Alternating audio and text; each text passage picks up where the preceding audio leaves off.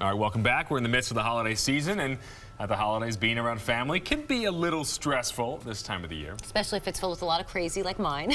That's how we do Everybody's. it. Yeah, especially during the holiday season. Joining us this morning to give us some tips on how we can cope with perhaps that family member or the stress that just seems to boil over during the holidays. We have Lisa Ferentz, who happens to be the author of Letting Go of Self-Destructive Behaviors.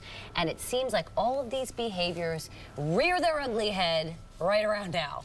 It's a good point, because this is a time of year where we're eating more, we're drinking more, Right. we're shopping more, we're spending more money. And those are actually all forms of self-destructive behavior if you're using those things as a way to try to cope or self-soothe or manage the fact that it's painful or traumatic to be with your family. Okay, oftentimes family and alcohol involved on days like this. And if there's, that individual family member who just seems to get under your skin, how do you handle that when you're in the big family gathering? So there's a couple of pointers I like to give to my patients as a therapist. The first is limit the amount of time that you spend with dysfunctional family. What does that mean, though, when you say limit? So it means go for 2 hours and not 10 hours. It means don't sleep in the bedroom where you grew up as a kid if that's re-traumatizing or triggering for you. Stay at a hotel, stay with friends.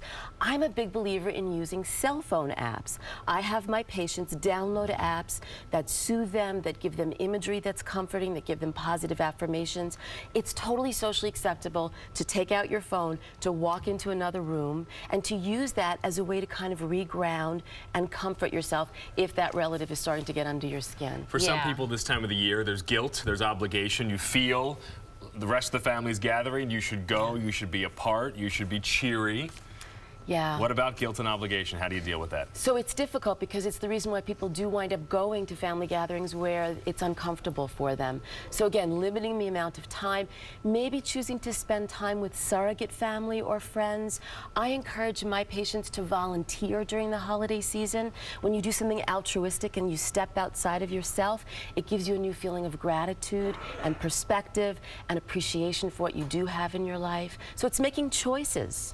What about bringing somebody with you who is not a part of the family, who knows you very well? Great idea. So a buffer of sorts, right? I love that idea, actually. Your security blanket and security guard, right? No, that's a great idea. And to kind of even have a signal or a code between you and that other person, that if you start to get triggered or overwhelmed, they can kind of help ease you out of that situation. The holidays are so stressful for so many reasons, and of course Thanksgiving is just the beginning of it. Yeah. By the time you get to Christmas or whatever holiday you celebrate during around that time, tensions are boiling over. But do you recommend people talking to their family members beforehand, addressing any of these issues that they might have, particularly if it is the result of a parenting issue or a sibling? Or do you wait until after the holidays and kind of do it all at once? It depends upon whether that's an emotionally safe proposition or not. So in other words, if you have a parent who's an active alcoholic, the idea of trying to talk about the fact that it's stressful probably isn't going to get you anywhere. Better to make choices that are self-protective and keep you safe, and again, limit the time that you're spending with that family member.